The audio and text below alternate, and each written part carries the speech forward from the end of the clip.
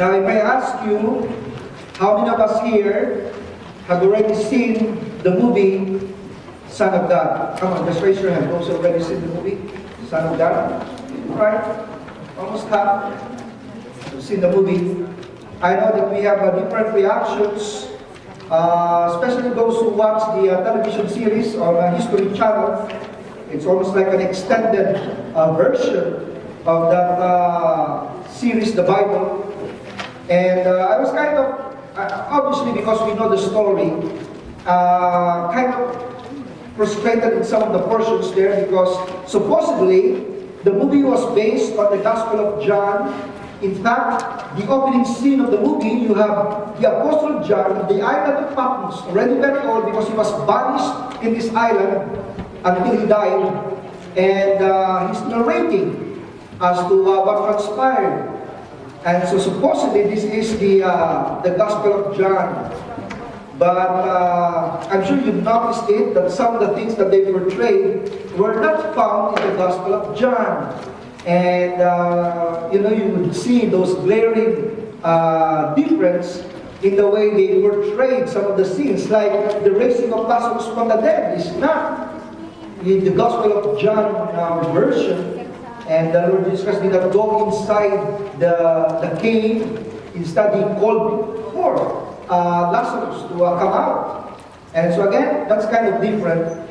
And so when I was preparing, because I'd like to go back to our series, Moments with the Savior, because last Sunday we skipped our series because I was preaching from the series in Brahman, Take Care of Your Heart. I thought of studying this afternoon that episode when the Lord Jesus Christ raised Lazarus from the dead. And in these moments with the Savior, we have an inspiring moment, intimate, instructive, indispensable, intense, important, impressive, inevitable, and then definitely, this episode with Lazarus is an incredible moment with the Savior. So I'm going to call it that way, an incredible moment with the Savior. We're looking at the Gospel of John, chapter 11, the first 44 verses, more than half of chapter 11. And so I'd like for us to just read through this and just refresh our minds as to what transpired during this episode. Let's all stand, please, and let's read together John chapter 11, starting with verse 1. All together now, ready, read. The man named Lazarus was sick. He was from Bethany, the village of Mary and her sister Martha. This Mary, whose brother Lazarus now lay sick, was the same one who poured her perfume on the Lord and wiped his feet with her hair. So the sisters sent word to Jesus, Lord, the one you love is sick. When he heard this, Jesus said, the sickness will not end in death. No, it is for God's glory, so that God's Son may be glorified through it. Now Jesus loved Martha and her sister and Lazarus. So when he heard that Lazarus was sick, he stayed where he was 2 more days. And then he said to his disciples, let us go back to Judea. But Rabbi, they said, a short while ago the Jews there tried to stone you, and yet you are going back. Jesus answered, are there not 12 hours of daylight? Anyone who walks in the daytime will not stumble, for they see by his words light. It is when a person walks at night that they stumble, for they have no light. After having said this, he went on to tell them, our friend Lazarus has fallen asleep, but I am going there to wake him up. His disciples replied, Lord, if he sleeps, he will get better. Jesus had been speaking of his death, but his disciples thought he meant natural sleep. So then he told them plainly, Lazarus is dead. And for your sake I am glad I was not there, so that you may believe. But let us go to him. Then Thomas, also known as Didymus, said to the rest of the disciples, let us also go, that we may die with him. On his arrival, Jesus found that Lazarus had already been in the tomb for 4 days. Now, Bethany was less than 2 miles from Jerusalem, and many Jews had come to Martha and Mary to comfort them in the loss of their brother. When Martha heard that Jesus was coming, she went out to meet him, but Mary stayed at home. Lord, Martha said to Jesus, If you have been here, my brother would not have died. But I know that even now God will give you whatever you ask. Jesus said to her, your brother will rise again. Martha answered, I know he will rise again in the resurrection at the last day. Jesus said to her, I am the resurrection and the life. The one who believes in me will live even though he died. And whoever lives by believing in me will never die. Do you believe this? Yes, Lord, she replied, I believe that you are the Messiah, the Son of God, who is to come into the world. After she had said this, she went back and told her sister Mary aside. The teacher is here, she said, and is asking for you. When Mary heard this, she got up quickly and went to him. Now Jesus had not yet entered the village and was still at the place where Martha had met him. When the Jews had been with Mary in the house, comforting her, noticed how quickly she got up and went out. They followed her, supposing she was going to the tomb to mourn there. When Mary reached the place where Jesus was and saw him, she fell at his feet and said, Lord, if you had been here, my brother would not have died. When Jesus saw her weeping, and the Jews who had come along with her also weeping, he was deeply moved in spirit and troubled. Where have you laid him? He asked. Come and see, Lord, they replied. Jesus wept. Then the Jews said, see how he loved him. But some of them said, could not he who opened the eyes of the blind man have kept this man from dying? Jesus, once more deeply moved, came to the tomb. It was a cave with a stone laid across the entrance. Take away the stone, he said. But Lord, said Martha, the sister of the dead man, by this time there is a bad odor, for he has been there 4 days. Then Jesus said, did I not tell you that if you believe, you will see the glory of God? So they took away the stone. Then Jesus stood up and said, Father, I thank you that you have heard me. I knew that you always hear me, but I said this for the benefit of the people standing here, that they may believe that you sent me. When he had said this, Jesus called in a loud voice, Lazarus, come out! The dead man came out, his hands and feet wrapped with strips of linen and a cloth around his face. Jesus said to them, take all the grave clothes and let him go. Our Heavenly Father, we thank you for preserving this story, this episode, the greatest miracle probably that Jesus Christ ever performed. And Lord, we pray that the lessons that you have embedded in this story will just come out clear, crystal clear. And Lord, we ask that each one of us will not be the same after we understand what went through, what happened, and how each one of us can indeed experience life in you. This is our prayer. In Jesus' name, amen and amen. May you take your seats.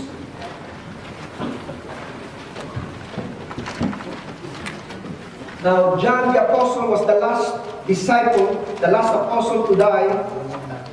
And so he wrote the 4 or 5 books in the New Testament. So we have the Gospel of John, we have 1st, 2nd, and 3rd John, and then of course we have the book of Revelation. Now one thing good about John as a writer is that he's very clear. He comes out loud and clear, it's black and white, not much gray areas for him. And then he makes clear why he wrote this letter, his motive, and then his method of writing this gospel.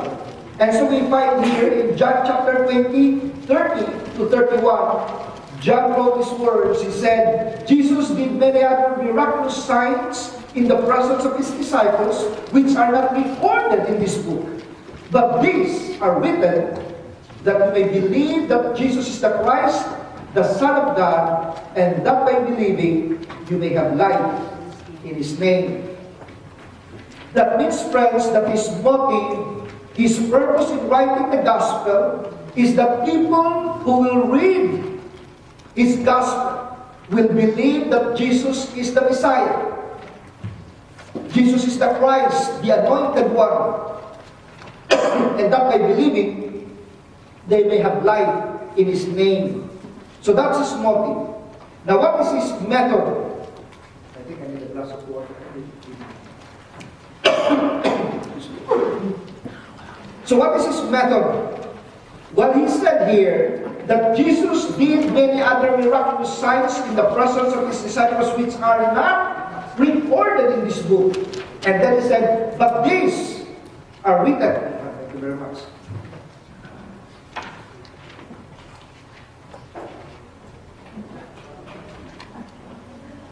I just came from preaching also at JIL in the downtown area. And so, again, my throat was kind of used up already. So here very clearly, John is saying, telling us his motive, but also telling us his method. He said, but these are written that you may believe that Jesus is the Christ. That means, He chose certain signs. He chose certain miracles that Jesus Christ performed, and then put them in His gospel, so that they will become like, okay, I can have 3 water here if you want. so that you can have Exhibit A as proof, positive that Jesus Christ indeed is not just human, that He is divine. Now, in John 21 verse 25, this is what He said. He said, Jesus did many other signs as well. If every one of them were written down, I suppose that even the whole world would not have room for the books that would be written.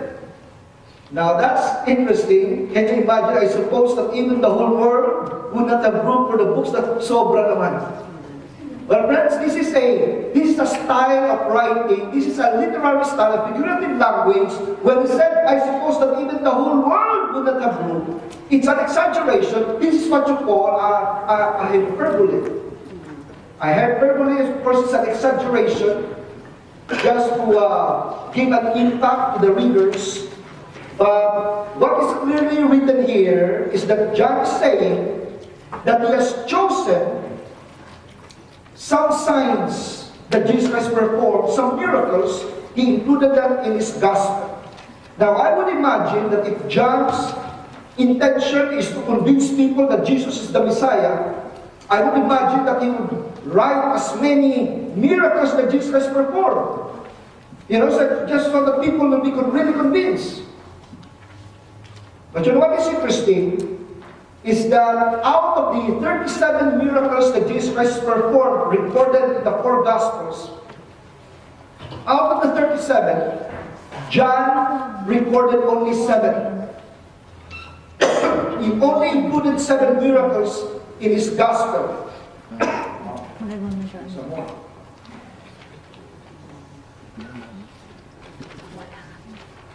Alright, I have outlined them here. 7 miracles. So there is Jesus turning water into wine. There is Jesus healing the official's son. There is Jesus making the lame walk. He feeds the multitudes, the 5,000. He walks on water. He gives sight to the blind, a man born blind, and then He raised Lazarus from the dead. Those were the 7 miracles that John chose to include in his gospel. And remember, his motive is to convince people that Jesus is the Christ. Now, friends, we need to realize that all these miracles, they have a message. These signs come with a significance. Jesus Christ did not just perform a miracle just for the sake of doing a miracle. There is an underlying message behind the miracle. There is something that God is trying to communicate. And therefore, when we read through these miracles, we need to see the significance of these signs. For example, when Jesus Christ turns water into wine, this is God saying that Jesus is God's answer to man's discouragement. Alright, they were discouraged because they ran out of wine already, and this is the wedding feast. When Jesus Christ healed the official son, this is God saying that Jesus is God's answer to man's doubt. When Jesus Christ made the lame walk, this is God's answer to man's disability. When Jesus Christ fed the 5,000, what God is saying is that Jesus is God's answer to man's desires. When Jesus Christ walked on water, what it is saying is that Jesus is God's answer to man's despair. Remember, Peter was drowning. And then, when Jesus gives sight to the blind, it is telling us that Jesus is God's answer to man's darkness. And then finally, when Jesus Christ raised Lazarus from the dead, this is God telling us that Jesus is God's answer to man's death. Now, hopefully one of these days we'll be able to go through the 7 miracles. But for this afternoon, I want to go to the crowning miracle, the 7th miracle that John recorded, and this is Jesus raising Lazarus from the dead. Now, we need to realize here that Jesus Christ talked about death many times.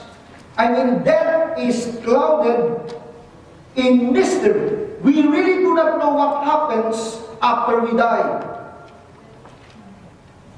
All our knowledge about what happens after we die are the things that Jesus Christ himself taught. Now, man is very much afraid of what will happen when he dies because he's not sure what will happen to him. Which shore he will land, he is not sure. But the Lord Jesus Christ came here so that you and I can know for certain where we're going. Christianity is not so much about life here on earth as much as it is life after earth. We're just passing through life here on earth. We're not, building a castle here as if this is the only life we've got. That's why we invest more of our time, we invest more of our resources building the kingdom of the Lord Jesus Christ, because we know that life here is we're just passing through. We're just transients here. And if you're here this afternoon and you're thinking, I'm going to work so hard because I want to buy the biggest house, because I want to buy the best car, because I want to do this and do that. Well, friends, it may be the fruit of your labor. You have every right to do that. But I can assure you, the Bible is clear, everything will be melted by fire. That house that you built will be destroyed. That car that you're driving will be destroyed. Everything that you've invested here on earth will be destroyed. And that's why, for a Christian, it's a different value system. Because we want to put our resources on things that are eternal. 3 things will last forever: God, the Word of God, and the souls of men.